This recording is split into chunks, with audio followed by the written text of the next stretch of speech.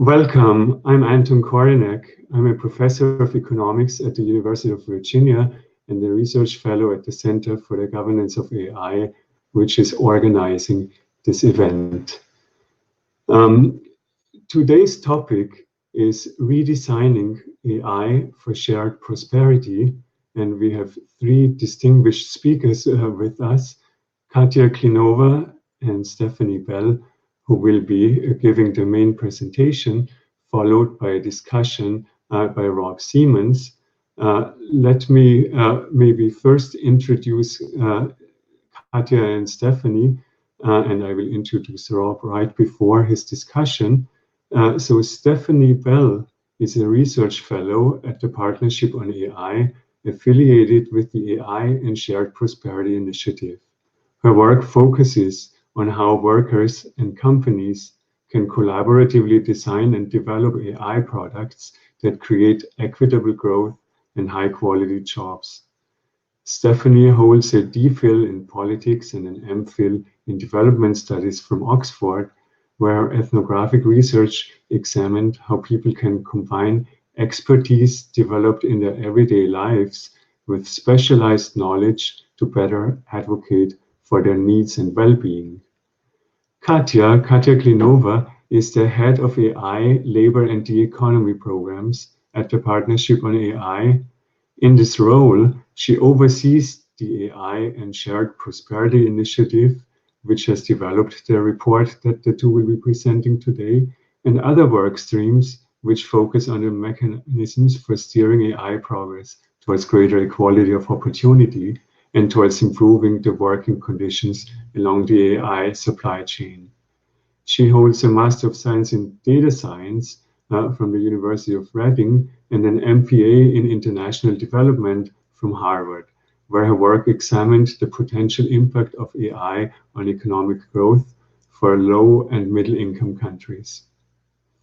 So the concern underlying today's webinar is that AI poses a risk of automating and degrading jobs all around the world, creating harmful effects to vulnerable workers' livelihoods and well-being.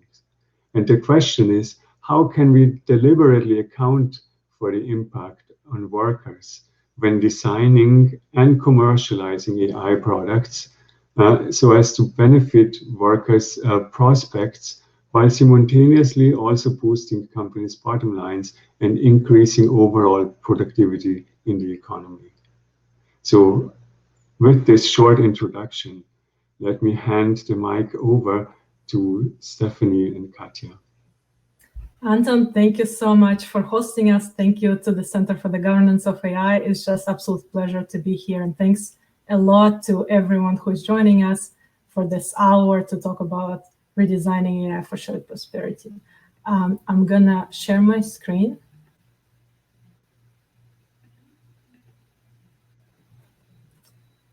All right, I hope you can see the slides. So as Anton said, the work that we're going to be presenting today is part of the AI and Shared Prosperity Initiative.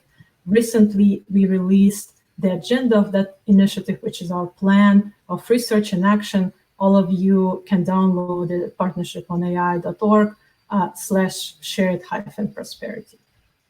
The work is not just authored by Stephanie and I, of course. It's a work that is a result of a multi-stakeholder collaboration by a steering committee that consists of distinguished thinkers from academia, from the industry, from civil society and human rights organizations. It was also supported by a research group that included very dearly to us someone who is now with FHI, Avital Balvit. So we want to also say thank you to Avital and everyone who supported this work.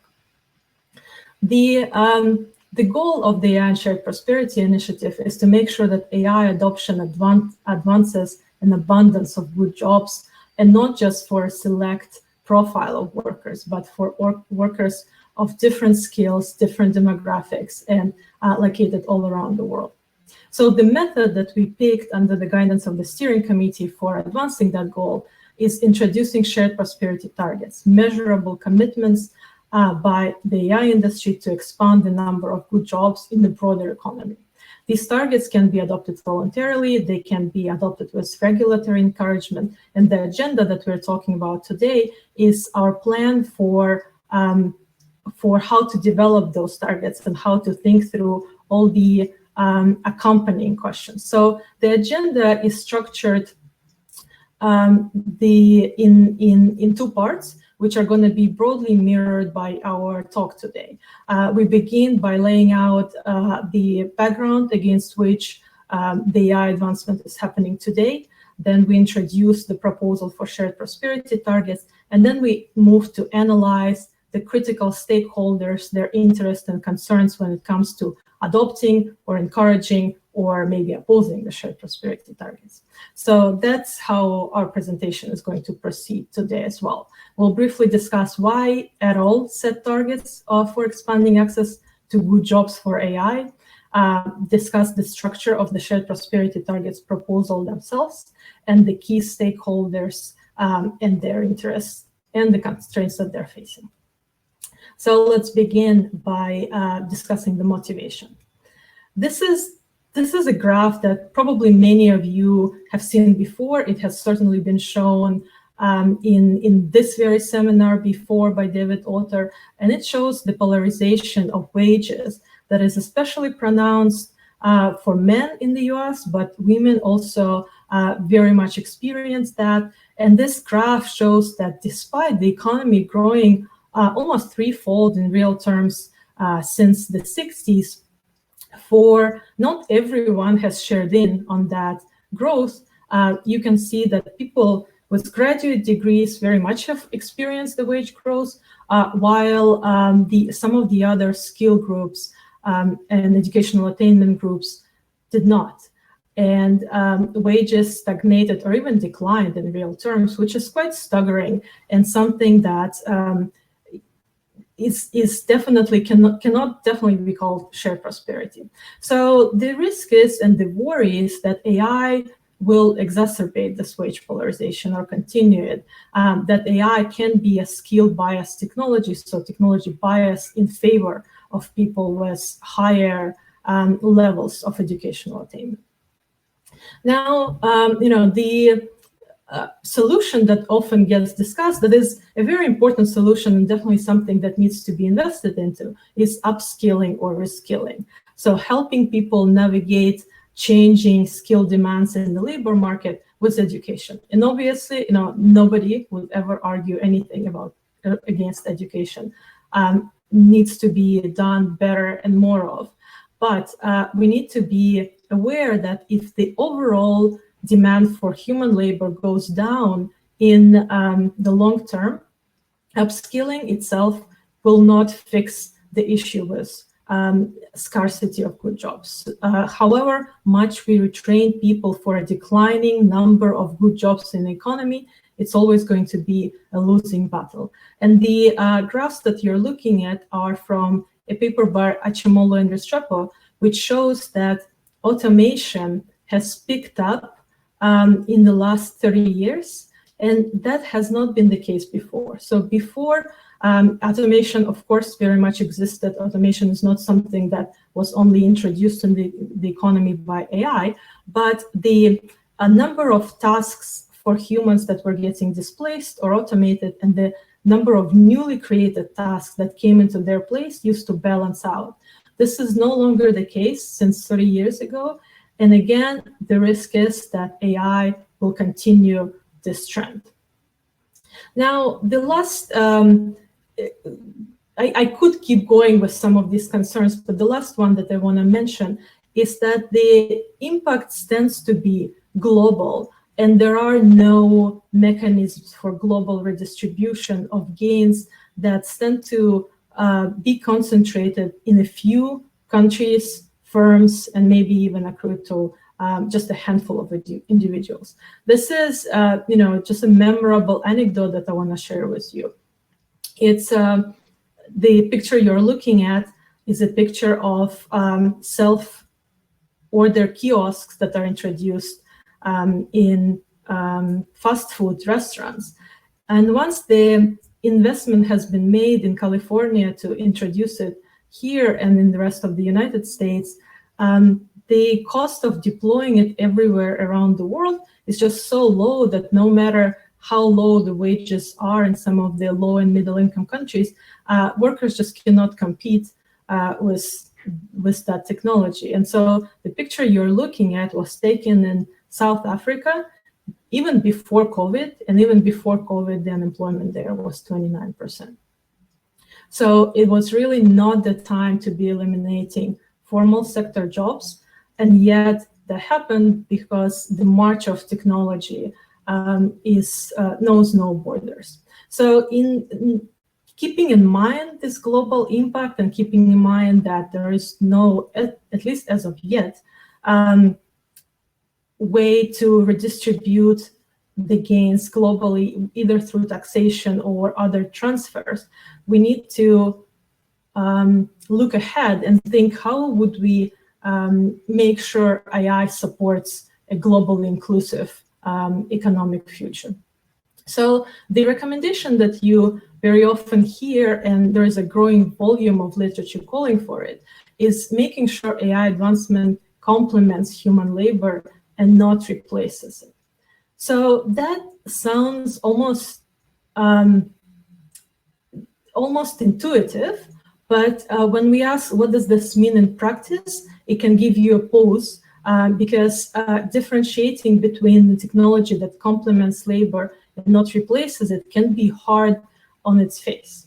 So this is where the shared prosperity targets idea came from, to address exactly that practical question of how do you differentiate between labor complementing and labor displacing technology.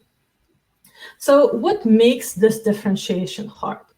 In the economics terms, the definition assumes that you know ex-post outcomes from the technological advancement. So technology is called labor saving if it reduces the overall labor demand in the economy, and it's called labor using if it creates gross overall labor demand in the economy. But ex ante, it's very difficult to know what's going to happen to labor demand. And the reason is, especially when you're talking about the basic research, early research, it can be used for many different applications down the road, and some of those can be labor saving and some of those can be labor complementing. Deployment contexts very much matter, and even the very same application can be used for different purposes in the workplace. Something can be used to augment people's productivity or to surveil them, and this can be exactly the same application. How it is used depends on the values and the orientation of the employer actually introducing it into the workplace. There is also a difficulty of mapping from micro impacts of a given technology to the macro trends in the economy, because of course economy is a dynamic system with a lot of interacting parts, and it is often very difficult to predict ex ante what's going to happen to that dynamic system. Just like it is difficult to predict when you're making an investment, a business investment or investment into a new technology, what climate impact is going to have, because climate, of course, is also a very complex dynamic system. And yet people came up with this idea of carbon emissions and tracking those as a proxy to the impact on the climate, and in particular on climate on the global warming. So the shared prosperity targets are inspired by the carbon emission targets in their pursuit of finding an appropriate proxy that would, despite all of these constraints and sources of uncertainty, would introduce a good enough measure for us to be able to tell if a given AI product or a system are likely to be labor displacing or labor complementing down the line. So I want to spend just a little bit of time to unpack a little bit these connection between the micro impact of introducing technology in a given workplace and the macro and their macro consequences in the rest of the economy. So of course, there are direct consequences. There are people who you might be firing or hiring directly as you introduce technology in the workplace, because now you need fewer people of certain skill groups and more people of some other skill groups. That is very intuitive. But what we really want to make sure we're not missing when we are talking about the economic impacts is those broader impacts. So there can be impacts down or up the value chain. You might be, after you've introduced the new technology, you might be requiring a different volume of interim inputs from your suppliers. And so they, in turn, might be hiring or firing workers, reducing their workforce or expanding. And there can be indirect effects. And so those depend on whether, after you've introduced new technology into your production process, if you are able to make the goods you're producing or the services you're producing cheaper or better quality. And so by doing that, you've passed on some of the savings, some of this gain to the consumers. And so the consumers are, in real terms, richer now, and they can spend their freed income on something else elsewhere in the economy. And so elsewhere in the economy, new jobs might get created. So there are these indirect impacts that we also want to be keeping in mind when we are talking about the impacts of technology. And last thing I need to say here is that the impact on labor demand does not have to always come in terms of straight up downsizing or expansion of a workforce. Sometimes it can come, or it can come in both ways, in expansion or downsizing, but also in the changes in the quality of jobs or the level of compensation. So with labor demand lowering, for example, jobs can just be becoming more precarious or less well paid, even if the total size of the workforce does not change. So the ambiguity that I was just talking about between labor displacing and labor complementing technology gets even more complicated when people start describing their technology as labor augmenting. And the issue with this is that today, as of today, anybody can claim this title, anyone can call their technology worker augmenting.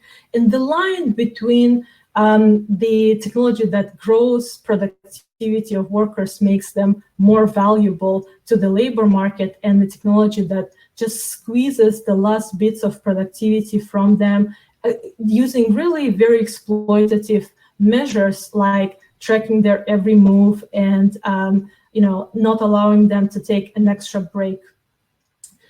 It can be really, really blurry. And so the part of the function that the shared prosperity targets would play is allow producers of technology who really mean it when they say that they're producing worker augmenting technology to differentiate themselves credibly. Because if they adopt ways to measure their impact on the availability of good jobs in the economy, then they would have receipts to show, so to say, for calling themselves worker augmenting, as opposed to worker exploiting or surveillance overusing technology. So the shared prosperity targets do just that. It's a proposal for firm level commitments to producing labor-friendly AI, while also keeping the broader economic effects that I was just describing in mind as well. And there are three components that we want to track within the shared prosperity target. It is the impact on labor income in the form of both job availability and job compensation, on job quality. So what does introduction of new technology does to worker power in the workplace and worker well-being, as well as job distribution. So who these hopefully good jobs are available to, and for whom are they getting more scarce potentially. And this, the groups can be split by skills, by geographic location, or by demographic factors. So with this, let me turn it over to Stephanie to talk about incorporating workers' voices into designing the shared prosperity targets. Great, thanks so much, Katya. And thank you as well to Anton and to FHI for having us here today to talk about the shared prosperity agenda. We're really excited to be in this conversation with you all. So in terms of the next phase for research with workers, we're thinking about this as very much an applied research project to focus on what are the major areas we need to be paying the most attention to in the context of these shared prosperity targets that Katya just mentioned, to ensure that we're actually taking into account workers' real priorities and needs.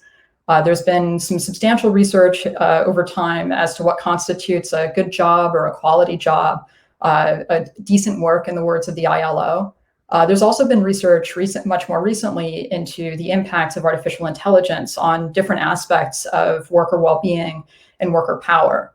But in the context of trying to set these targets, it's going to be an exercise in finding ways to have a sufficient amount of depth and address the real needs that exist, while also creating targets that are sufficiently clear and straightforward for companies to be able to implement them in the context of their own work. And so creating something that kind of covers all of the bases is in fact probably going to be less useful than something that really is focused in on sort of these high priority needs from workers. So with that, the goals that we have are to really take a look at both the impact on job quality that we need to track within the shared prosperity targets, and also for the sake of being able to actually achieve those goals, identifying possible mechanisms as well as required conditions for workers themselves to participate in AI design and AI development. This is a group that's been largely left out of that process, and I'll talk a little bit more about that further on in the discussion here.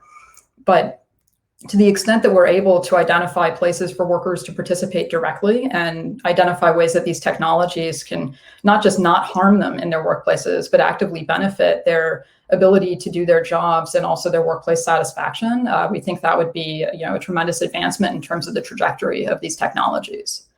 So the approach that we're going to take is really focused on qualitative field research, looking at different field sites around the world.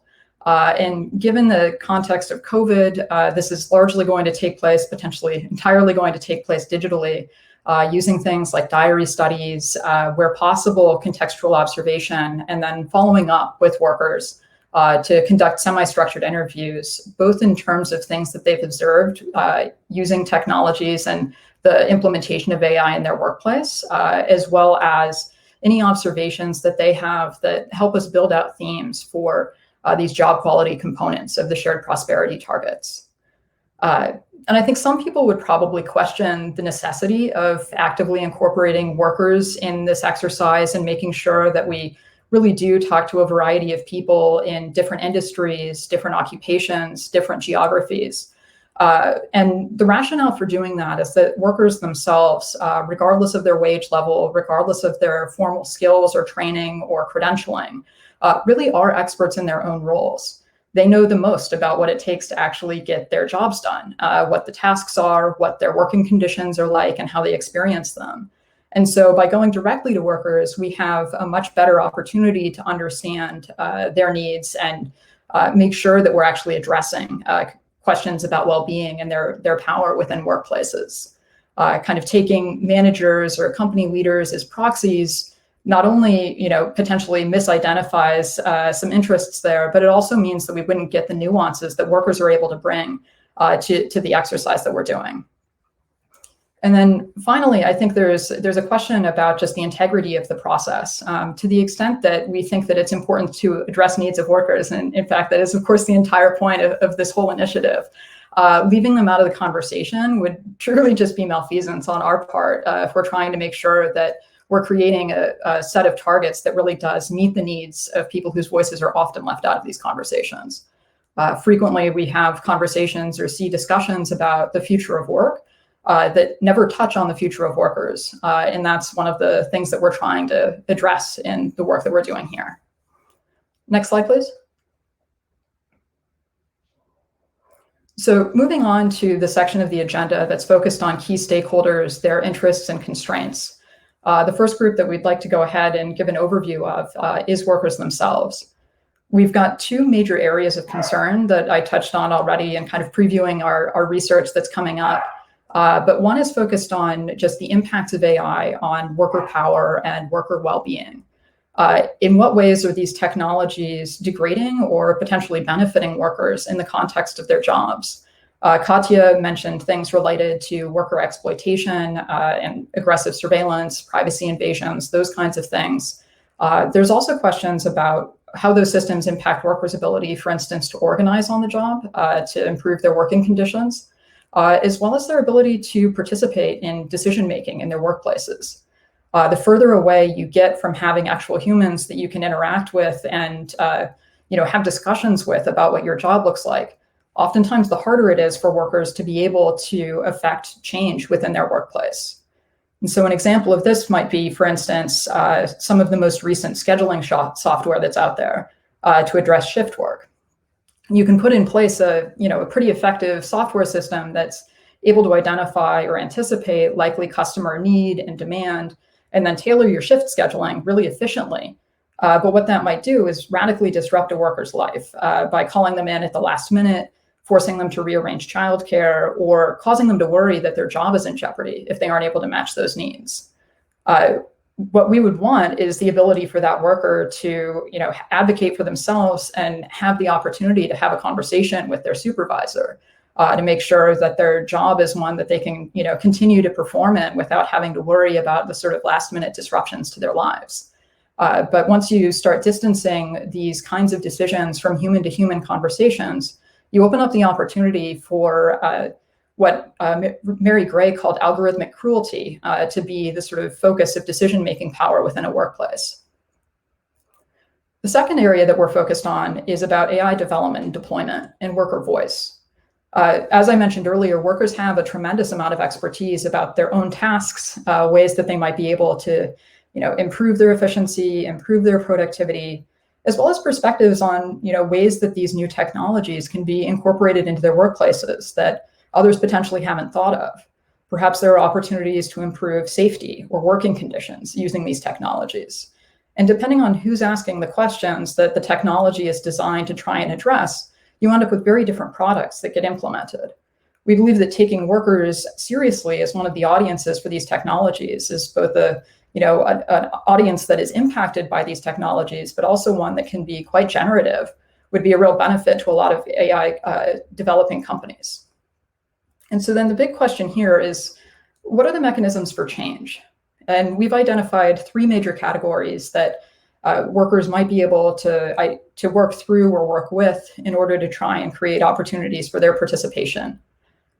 The first is unions and worker organizations, which is probably an obvious one to this audience, but always worth noting.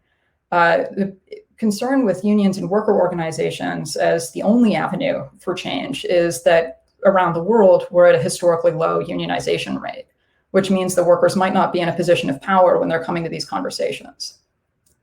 Second, companies often take into account user and stakeholder research and testing, if not with the actual audience that are workers in a given company that are going to implement a given technology, certainly with people who are in some way or shape or form like them, potentially at a different company.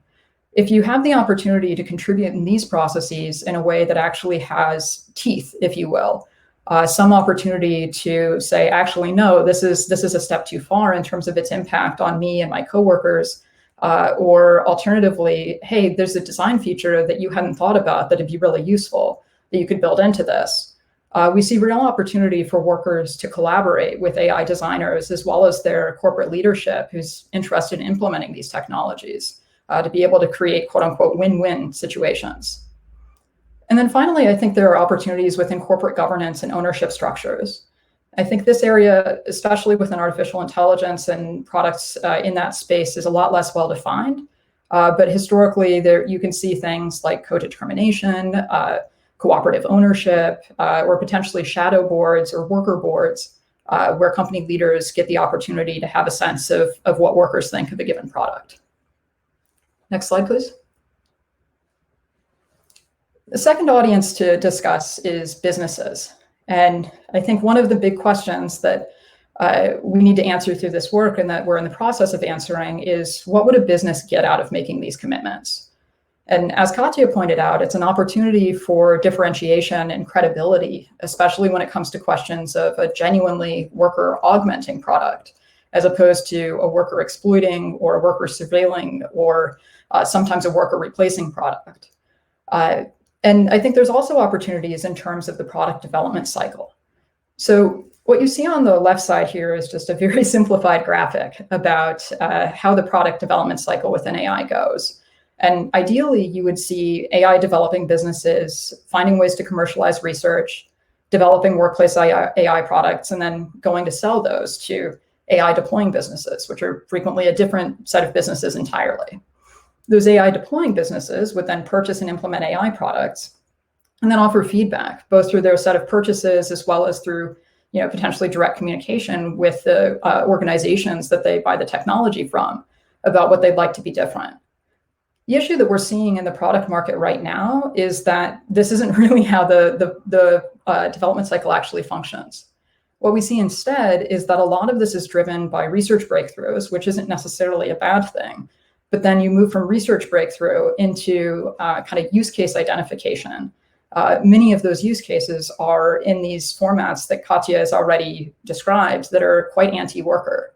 Either automation of tasks, even in instances where it doesn't increase productivity, or sometimes exploitation of workers for the sake of just driving the numbers higher. That's not the whole universe of use cases. And one of the reasons that we see this breakdown is because of who businesses are engaging with and listening to about who it is that is a relevant audience for these kinds of products. I think the more that you're able to build in conversations with workers and frontline workers in particular, the more opportunity you have to identify additional use cases and in different ways that these technologies can be implemented, oftentimes in ways that can expand the productivity frontier, as opposed to simply swap out one format of productivity, that is to say a human, for a different one, a robot or an algorithm. There's other business stakeholders who are involved as well, and I'll briefly touch on those. Sorry, Katya. So the other stakeholders worth noting quickly are the researchers, developers, and product managers, many of whom get into this kind of work because of the intellectual challenge and the opportunity there, but they also don't want to see their products being used to harm other people. And there are, I think, opportunities for conversations between workers within tech companies as a result of that. And then there's also artificial intelligence investors who frequently, especially if you're a large institutional investor, also are invested in spaces that it makes sense to have a robust labor market. And if you're playing out the sort of ways in which the impacts on the labor market could go, you see places where actually investment in things like automation technology actually creates problems for other investments within your portfolio. And that's something that we speak about in more detail in the agenda. Next slide, please. The last audience that I'll talk about here is government before handing back to Katya. So we saw three major opportunities for government to participate in this project of steering AI towards a better and more productive trajectory for society as a whole, as well as to support workers and ensure that they're addressing their particular challenges. So speaking briefly to each of these, right now we see a lot of government investment in basic research, as well as starting to go further up the commercialization chain, but without any kind of constraints on saying, or even assessments let alone constraints on whether or not these technologies and their sort of most obvious use cases are ultimately going to be harmful to society. And as Katya mentioned, consolidate gains within the hands of a very small few. And we think that there's opportunities to both assess the way that these governments are deploying their research funding, and then potentially through their both through their research funding as well as their procurement processes, support an AI trajectory that is ultimately more broadly socially beneficial in an economic sense. Second, there's been a lot of energy dedicated to identifying opportunities to support workers who would be navigating challenges created by AI. And notably here, we want to focus on what would the role of government in this space look like if the trajectory were different. So yes, reskilling is still involved. Yes, universal basic income might still be part of the answer. But really the question is, how do we not create a problem that we have to solve down the road? If we have an opportunity to head this off before we start seeing some of the most devastating impacts, that makes the job a lot easier for everybody involved. Finally, low and middle income countries have some very specific challenges that they need to work through. Namely, that as Katya showed with her earlier example, that these technologies, once they've been created, often have a very low marginal cost for implementing pretty much anywhere that the company is operating. And as a result, you see massive labor market, or could see massive labor market disruption, while not getting any of those gains because there are no redistribution mechanisms. And so that's a space that we think substantial work needs to take place in order to ensure that low and middle income countries don't end up continuing to bear the brunt of the growth of the global north. And Katya, I'll hand over to you to cover international institutions and civil society stakeholders. Thank you, Stephanie. Yes, one thing that I want to highlight from our chapter on international organizations and civil society is what Stephanie was just talking about. As Teron Achimolo once said, the AI can become the mother of all inappropriate technologies for low and middle income countries. And the reason I showed you a photo from Twitter when I was talking about spillover effects of automation into developing countries, it's because there are no graphs. There is no data that measures the magnitude or the extent, the depths of those spillover effects. And a lot more research and attention need to be put to understand those better.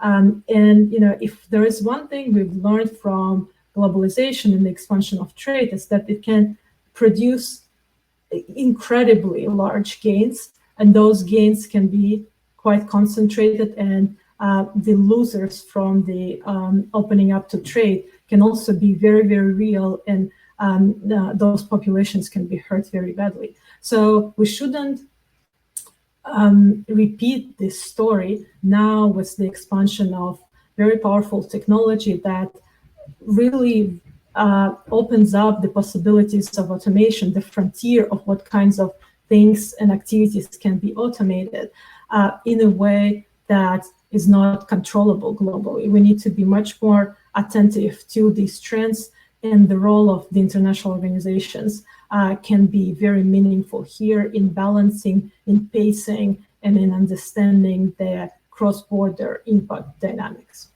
So with that, we'll hand it over back to Anton and just remind everyone that if you'd like to read the full agenda, it is on our website. You can also email or tweet at Stephanie or I. Please get in touch if you'd like to be involved with this work. Thank you very much. Thank you so much, Katya and Stephanie, for a very clear and inspiring presentation. Let me invite all the members of the audience to contribute questions for Katya and Steph in the Q&A box. And you can also upvote questions asked by others to express your interest in them. Now, Rob Siemens has kindly agreed to be our discussant. Rob is an associate professor at New York University's Stern School of Business. His research focuses on how firms use technology in their strategic interactions with each other, and also focuses on the economic consequences of AI, robotics, and other advanced technologies. His research has been published in the leading academic journals and has been cited in numerous outlets, including The Atlantic, Forbes, HBR, the New York Times, Wall Street Journal, and others. And in 2015-2016, Rob was also a senior economist for technology and innovation on President Obama's Council for Economic Advisors. So let me hand the mic over to you, Rob. Okay, thanks, Anton. And let's see if this works.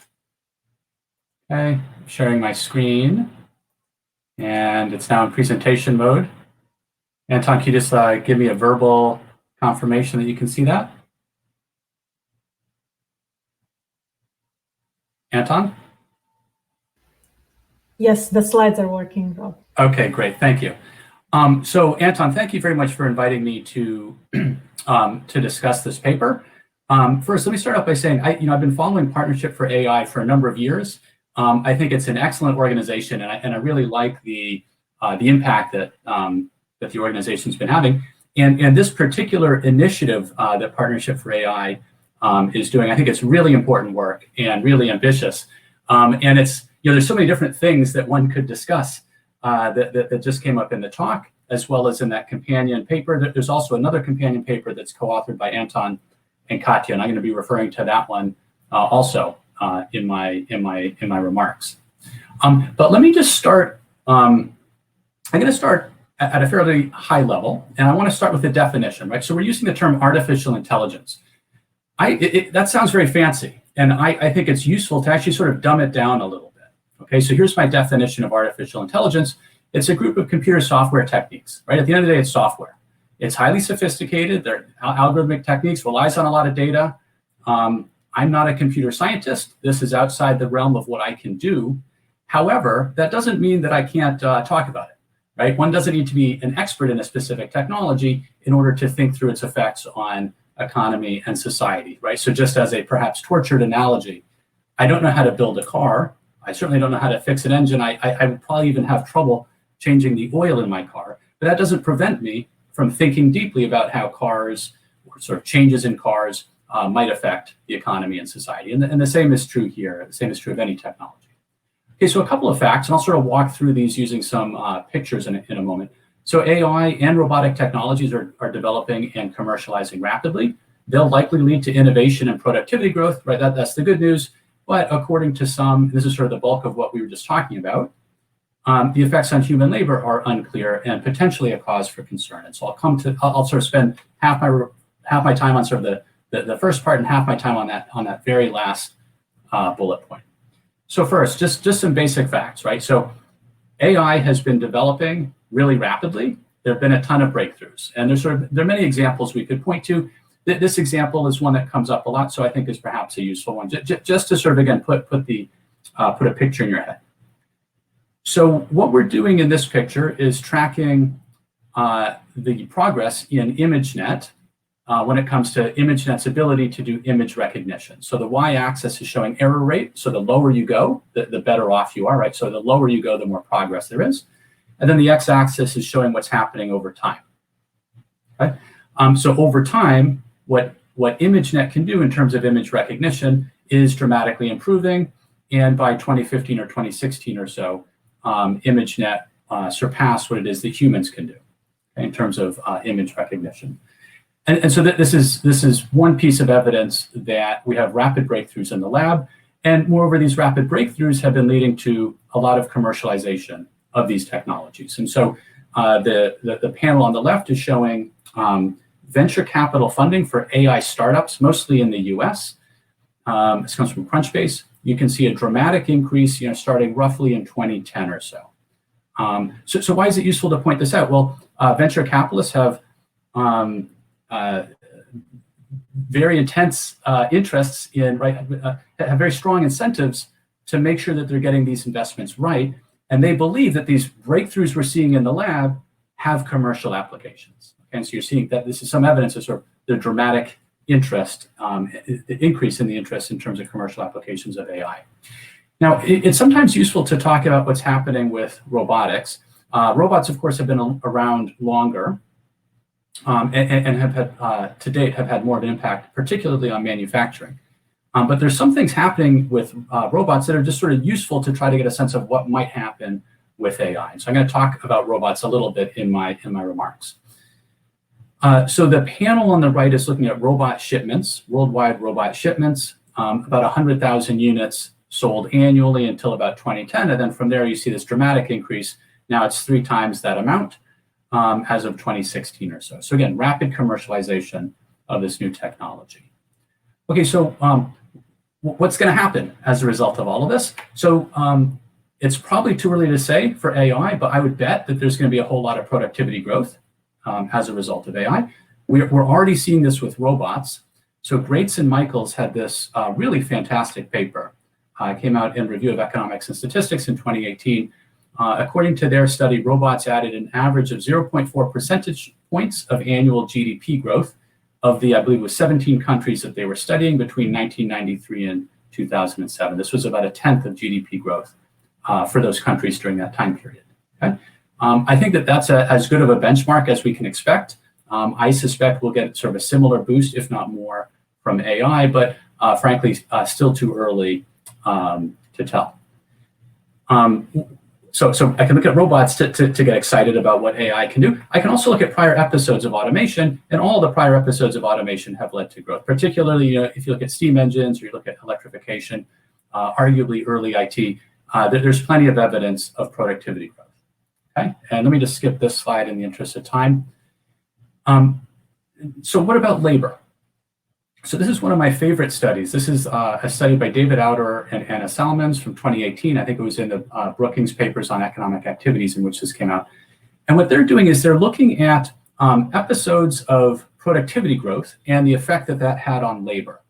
And first, if you take a look at the sort of last column here, this is the net effect, right? So the net effect is when you have these episodes where there's a productivity boost, you see an increase in labor. Right, that's the net effect. What I find interesting, though, is, at least if you think about this in terms of sort of a supply chain or sort of vertical relationships, there's a fair amount of heterogeneity. The direct effect is negative, final demand effect positive, upstream effect positive, downstream effect maybe sort of noisy. Really, the big takeaway from this is that there's two takeaways. One is that the net effect is positive for labor, but then the second takeaway is that there's a lot of heterogeneity. In their study, this is sort of in the supply chain, but then we can think about other sources of heterogeneity. For example, even within a given firm across different occupations in that firm. And so I think a lot about heterogeneity and sort of heterogeneous effects of these new technologies. Okay, so let's come to AI and what we should make of AI. So I'm taking a quote from Katya and Anton's paper called AI and Shared Prosperity. They write, future advances in AI that automate away human labor may have stark implications for labor markets and inequality. Let me start by saying I agree with that statement. Let me also say that there's sort of two pieces to that statement. The first is AI automating away human labor, and the second part is inequality. Again, really too early to talk about evidence, but there is maybe some early evidence, and I'm going to point to some of the work that I've done in this area that again is quite nascent. So what does the evidence say? So some of the evidence suggests that firms are using AI, at least at this point, are using AI more for augmentation rather than for replacement. However, there's also early evidence that the augmentation is disproportionately benefiting some, not all. So again, a lot of evidence of this heterogeneity across occupations. And then we'll get to what the solution is. Okay, so first, some of the facts. So I've been working with Jim Besson and a couple of other co-authors over the past several years, running wave after wave of surveys of AI-enabled startups. Okay? In the very first wave of this that we did, we asked these AI startups, this AI-enabled product that you're creating, what's its goal? Right? What's its KPI, if you will, when you're trying to sell to customers? And we gave a range of possible answers, and they could answer more than one. And if you notice, so most of the answers are things like make better predictions or decisions, manage and understand data better, gain new capabilities. I think of that as sort of being suggestive of augmentation rather than replacement of human labor. And so you see here, I've highlighted this intentionally in red, automate routine tasks, reduce labor costs. So that sounds like replacement, but again, those were not the top reasons that these firms gave. So perhaps some evidence that AI is being used to replace human workers, but for the most part, a lot of these technologies are being used to augment the work that we all do. Okay, so what about inequality? So this is from a totally different paper. I've got a paper with Ed Felton. He's a professor, computer science professor at Princeton. Manav Raj, he's a PhD student I work a lot with, and myself. And I could talk more about this if folks are interested during the Q&A. We came up with what we call an AI occupational exposure score. And so this is for each occupation in the US. We've come up with a way to describe how exposed that occupation has been to AI. Okay? So now what I'm doing is I'm taking these scores and I'm breaking them up by or I'm taking these occupations and I'm breaking them up by whether they're low income, middle income, high income. So I'm putting them into 3 buckets. I could put them into more buckets. If I wanted to, the same story would hold. But for the sake of presentation, let's focus on these 3 buckets: low income, middle income, and high income. And then I'm looking at employment growth over a 10-year period and wage growth over that same time period. And so what do we see? Let's focus on that sort of last one, the high income. So so these are coefficients, okay? And so the positive coefficient of unemployment growth suggests that for workers in that bucket, the high income group, as they are more exposed to AI, then that occupation is seeing larger employment growth. Same thing for wage growth. As those occupations are being more exposed to AI, they are seeing faster wage growth, okay? You look at the lowest bucket, the low income, and again, you almost see the opposite story, not so much for wage, but more for employment. So again, this might suggest that the worry that we have about inequality, that AI may in fact be exacerbating this.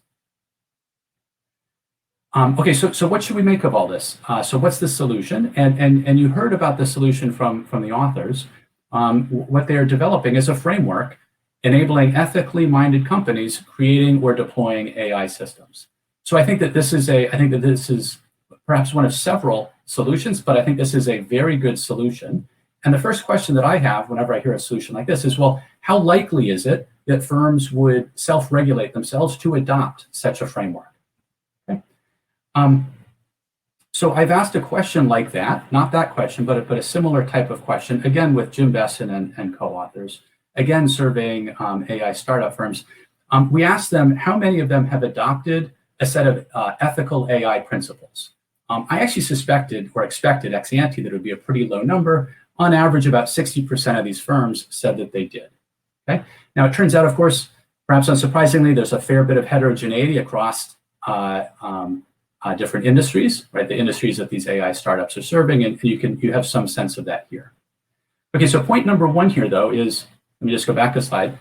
Coming up with a framework is a useful solution because firms actually will adopt these. Okay? Now, under what conditions might firms be most likely to adopt these? So again, this is correlational evidence coming out of the survey that we did, and I just want you to focus on columns 1 and 2. One of the things that we found is that when these AI startup firms are collaborating closely with a large tech firm, so think Microsoft, Google, Amazon, when they are collaborating closely with one of these firms, those startups are much more likely to adopt these ethical AI principles. And so that suggests to me that one of the potential approaches is not just to develop this framework, but also to very specifically target larger companies to adopt this framework first, and then the smaller companies will follow. In the interest of time, I'll just very quickly go over this, but a few other additional comments. One of the things that I really liked about the presentation that you just heard from Katya and Stephanie is they highlighted some of the larger sort of macro and labor market trends that are going on. So one of them that you heard about was increasing inequality. Katya mentioned that. Another one was declining union membership. Stephanie mentioned that. I think that those are important trends to keep in mind. Other ones would be falling labor force participation, and another one would be rising industry concentration. I think that these sort of higher levels of macroeconomic trends are really important to keep in mind, because this is one of the things that's very different relative to prior episodes of automation, right? Thinking it back to electrification or use of steam, the conditions under which this new technology is being released, or the conditions or the context is very different now than it was in the past. And so I think it's useful to keep these in mind. Another point that I think is important to think about is how to measure, right? So part of the goal here is to introduce corporate shared prosperity targets that are measurable.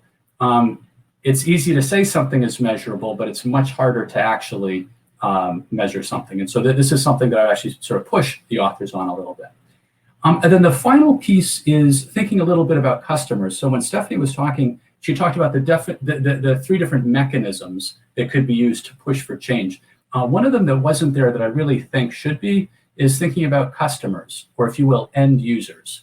But by user here, I don't mean, just for point of clarification, Stephanie, I don't mean the workers, but I mean the end users or the customers. We know that customers are an important stakeholder and can be useful in terms of helping firms adopt standards. This is perhaps a tortured analogy, but when I go to the store and I'm purchasing eggs, for example, I sort of care about how the chickens were treated. I know that's a terrible analogy, right? But I'm willing to pay a little bit of a premium. You could imagine the same type of mechanism at play here, where end users, customers, people like you and me, are willing to pay a little bit more for a product that's been certified as treating its, that it was produced in a way in which the workers were treated in the right way. Okay, and so in any case, I would sort of add that, the customers to the set of stakeholders that you're thinking about. I think I sort of have already summarized everything, and so I'm also out of time, and so I will just stop right there. Thanks, Anton. Thank you so much, Rob, for the insightful discussion and comments. Let me give Katya and Steph an opportunity to offer their reactions. Yeah, +1, Rob, thank you so much. This is just really great comments that also we're going to use in the future. I couldn't agree more with you that perhaps, when people think of us as anti-automation, we're not, for the record, but, and give an example that like automation has gone like really nicely before, but as you said, the conditions now are different in the economy. It's being rolled out over a different society now, and we cannot just rely on those past successes to be very confident about the future success. And completely agree on the point of on which you're pushing on us. Like this is the work that is at hand for us to figure out how to measure this, and it's not trivial at all. We're fully cognizant of that. Yeah, Stephanie, anything you'd like to add? Yeah, thank you so much for these comments, Rob. I think they're extremely insightful and very helpful as we're forging ahead with all of this. I really appreciated your point about customers and the role that they play in all of this. Looking at the evidence of the degree to which people, or at least the evidence I've seen of the degree to which people are willing to trade off on what we might think of as some of their surplus of productivity in order to help workers. It seems like the evidence is a little mixed, but there are people who are willing to buy free range and cage-free chicken eggs. There are people who prefer Patagonia to North Face as a result of their supply chain and their environmental principles. And I think that's absolutely an audience for this work. I think they'd be able, there's certainly a group that we're thinking hard about how we engage. I think the other part of your comments that I really appreciated is, how we think about automation versus productivity and what that looks like for workers.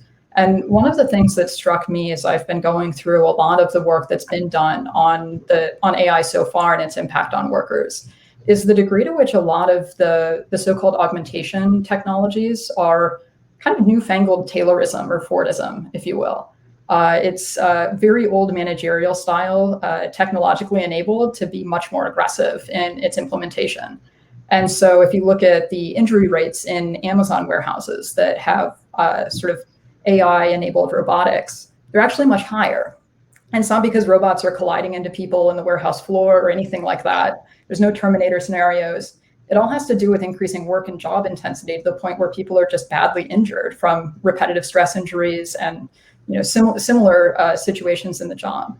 And so one of the challenges for us as we think through what does it look like to measure all of this is how do we kind of put a fine line between augmentation and exploitation, especially when it comes to technologies like that one. Thank you, Katya and Steph. Now, the agenda that you laid out proposes how to ensure that progress in AI will be broadly shared with workers. And I very much agree that that's a really important question, especially for the short and medium future. But at GovAI, we are also interested in asking the question for how to prepare about a longer-term future in which potentially all jobs can be performed more effectively by machines, meaning that it would cost more to pay a human even for their basic subsistence cost than what it would cost for machines to perform the same type of work. And Steph has already hinted a little bit at this possibility during her presentation. The way that one of the members of the audience, Vermeer Michael, put it was like this: do you feel that long-term the base of shared prosperity will be within the company environment, I suppose as workers, deeper as a government structure, or must there be a societal shift in the perspective in terms of efficacy? So let me ask you, how do you think about this potential longer-term future in which all jobs may be automated, and how does it square with the agenda that you are advancing? How do you bridge this tension between using work as the vehicle to deliver shared prosperity and the fear that some in the field have that there may be no work in the future? Yeah, I would say that making sure that there is work in the interim, while work is still the main vehicle for distributing prosperity around the world and the main source of income for the majority of the global population, is actually a precondition for AI progress to be happening in the long term. Because I think that if the decline in labor demand and the elimination of good jobs happens too quickly, there's just going to be so much of social discontent with that it can preclude technological progress and a lot of other good things from happening. So we really need to pace the development of technology and the development of social institutions that enable redistribution and potentially decouple prosperity, dignity, and well-being of people from their employment. But right now we are in a society in which those are very tightly coupled, and we cannot just pretend that we're not in a society like that and pretend that we already figured out how that decoupling can be done painlessly and globally. Right now, it's still even the boldest proposals of sharing, redistributing gains from AI, they still very much describe US only, and talk about still not large amounts, something like $10,000, $13,000 per year. Again, I don't want to say anything at all against UBI. I think social safety nets are incredibly important and very much needed, and expansion is warranted here. We just need to be realistic about that being sufficient in the interim. But I think this interim pacing is very much a precondition for the future success and future potentiality of a future in which nobody needs to work to survive. Yeah, building on Katya's points there, I fully agree. I think it's also one of these things, and it's true of our own proposal as well, where the devil really is in the details. And if we're thinking about what the feasibility of some of these different approaches to the trajectory of this technology and its impact on people's livelihoods look like, drawing on my previous work, sort of more in this sphere of democratic theory and sort of building trust across different social groups, and kind of taking a look at what the political environment looks like right now, I almost think that it is more likely that we are going to convince at least an important subset of capitalist companies to do things that ever so slightly decrease potentially some of their upside on their bottom line, than it is that we're going to be able to put in place, large scale redistributional nets in a given nation state, let alone across nation states. I think, a lot of what's required to make that happen is functioning democratic governments. And unfortunately, a lot of what we're seeing right now is backtracking across a lot of the governments that would consider themselves to be democratic and would, ideally be functional. So if we're thinking about what does that transition period look like, and what's the big opportunity for us to try and make sure that if we all work towards a jobless future, how do we make sure that we get there in a way that's humane for everybody involved? I'm not super optimistic on near-term redistribution being the solution, unfortunately. Thank you, Stefan, Katya. Let me read as a next question, a question from Marcus. And I would actually like to pose it to all three of the panelists. Could you say more about the role of policy in shifting AI technology in a more labor augmenting direction? And may I maybe add my own follow-up question for Rob specifically? So the agenda for redesigning AI for shared prosperity has focused on how to make AI more worker-friendly with a focus on the private sector, which I think we all agree is an important starting point. But Rob, you also have considerable experience in public policy settings. And so I wanted to ask you, what would be the angles of the agenda that would benefit from public policies to support shared prosperity?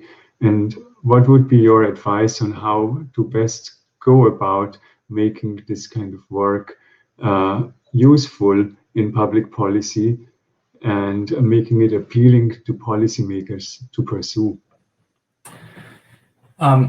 So I agree with much of what Stephanie and Katya have said, maybe not all, but much. They didn't say what I'm about to say, but I tell you what I worry about. I worry about some policy that is very specific about AI, and that is very specific about how we want to treat AI so that we can address inequality. And I worry about it for two reasons. I realize I'm not quite yet answering your question, Anton. I'll come to it. But I worry about it for two reasons. So the first reason has to do with something that Katya said that I think is really, really important, which is that it's really difficult to know ex ante whether technologies can be labor displacing or labor augmenting. You only know that ex post. And so I don't think it makes any sense to try to create a policy that talks about let's just say like taxing certain technologies because we think they're going to be labor replacing, but not others. I really worry about the distortions that would impose.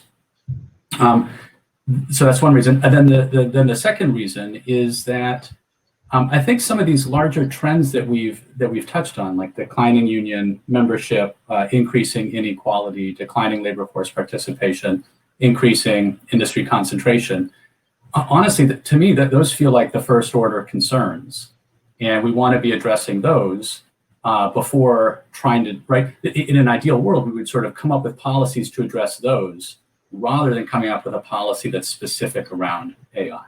Okay. Now that being said, so part of the reason why I like the approach that Partnership for AI has come up with is that it strikes me that this framework that you all are developing and that you have in mind. Part of the goal is to get firms to almost sort of via sort of a little bit of self-regulation sort of adopt these frameworks. And I think that's the right approach, right? It's not something that's being imposed by a government. Now, I do think that there's potentially a role for government to play, which would be as sort of a convener of different types of firms and a variety of stakeholders. So, firms and workers and customers and things like that. As a convener of all these different stakeholders as a way to try to arrive at a set of principles that firms might be more willing to adopt rather than less willing to adopt. Katya and Steph, would you like to add your thoughts on policy? Yeah, I agree with that. It's of course just feels really, really scary if government begins taxing ex ante, something that is likely to be labor displacing. There is, though, a lot of technology that the government funds directly, and the investments that government makes into R&D, then they later down the road make certain developments in the private sector easier or harder, depending on what happens. So if the government starts thinking a little bit into that direction as well, and maybe lays the groundwork for some of this labor complementing, especially desirable technologies, I think this can be really beneficial, as well as thinking about all the other policies that influence whether AI goes into excessively automating path or not. And those are, the existing taxes on labor and capital. The interest rate policy does influence. Even the immigration policy can very much influence, both the supply of labor and how compelling the investment into automation can seem. So I guess what we would love the governments to do is to be aware of the potentiality of AI creating more inequalities through benefiting the higher skilled workers, especially, and thinking through what it can do to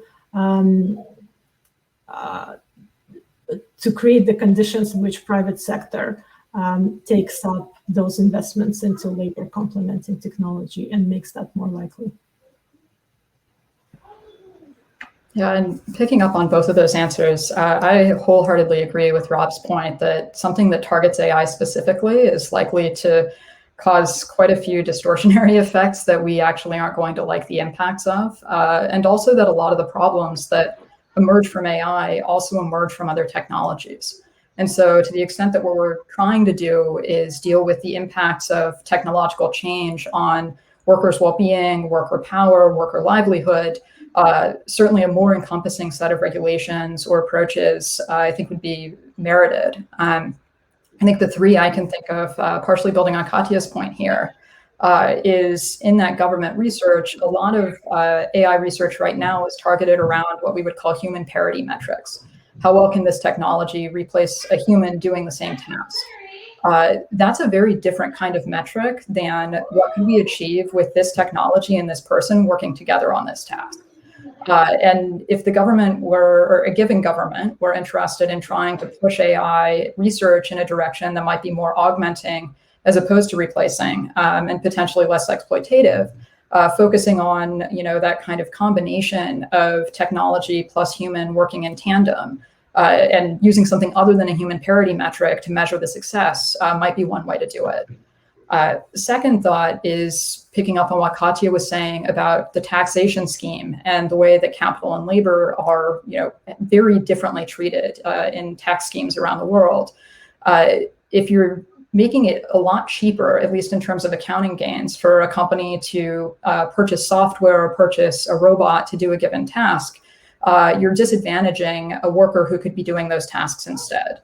And so to the extent that you have, really aggressive depreciation that gives you tax advantages like there is in the United States on any piece of equipment or a capital investment, but everything that's labor related incurs a payroll tax, you just created two different incentives for a company to use some kind of labor replacement as opposed to labor itself.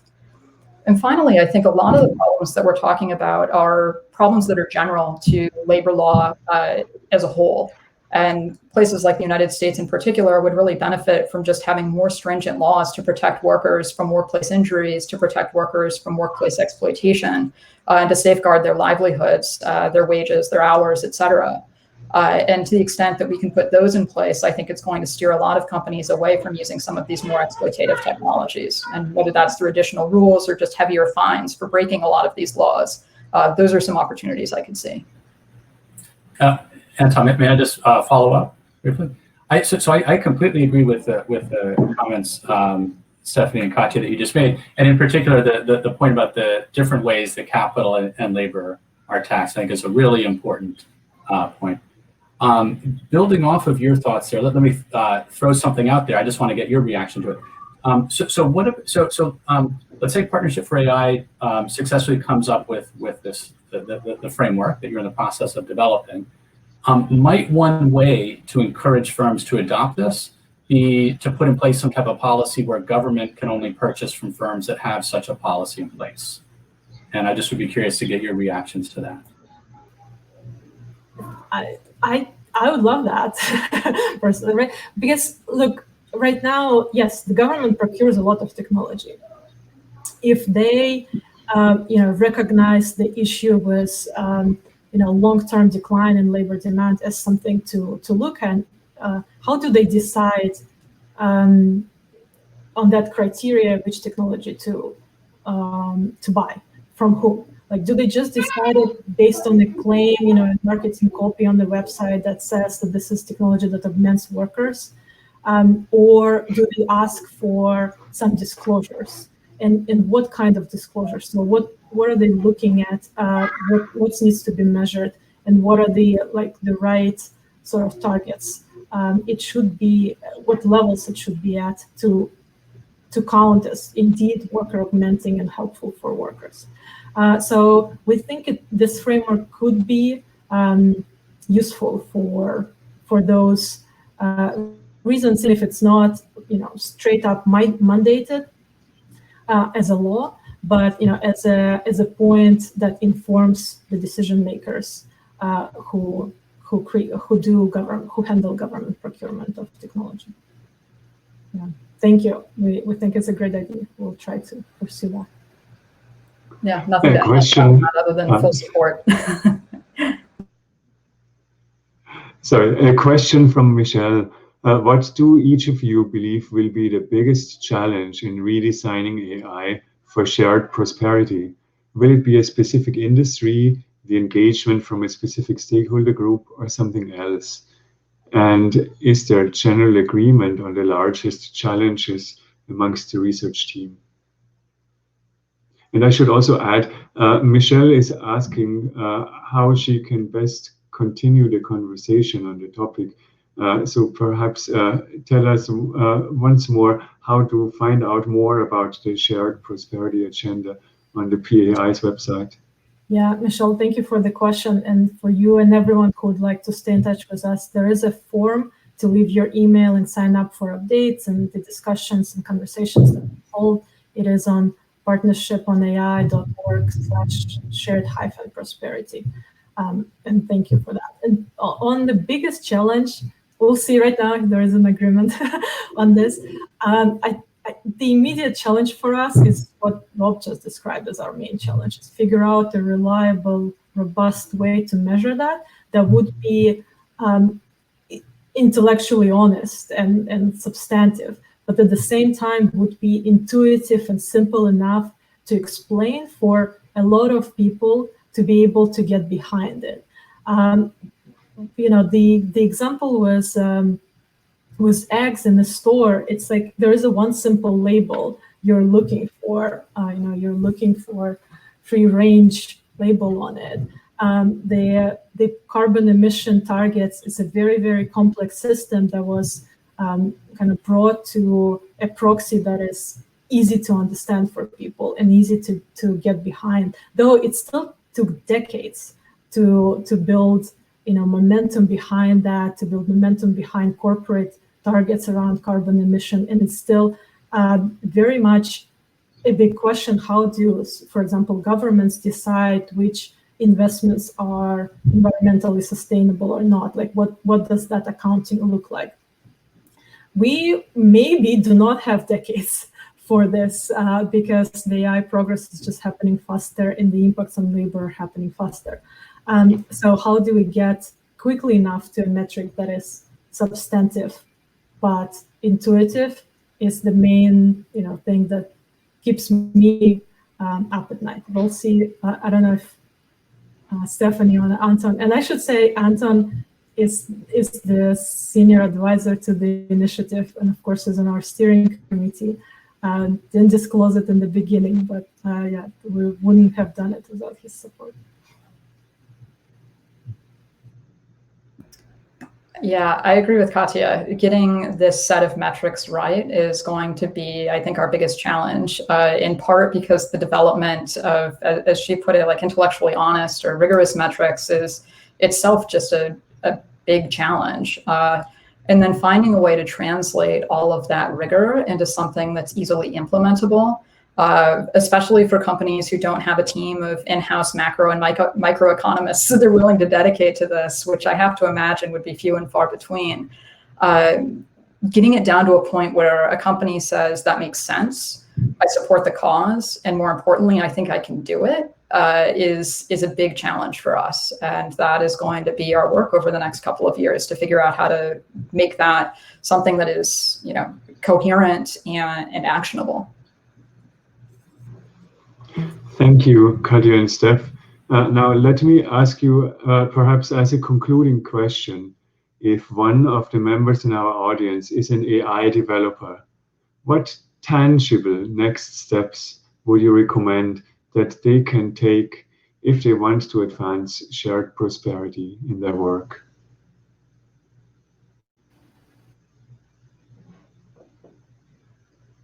You're muted, Katya. I am muted and muted myself again. Sorry about that.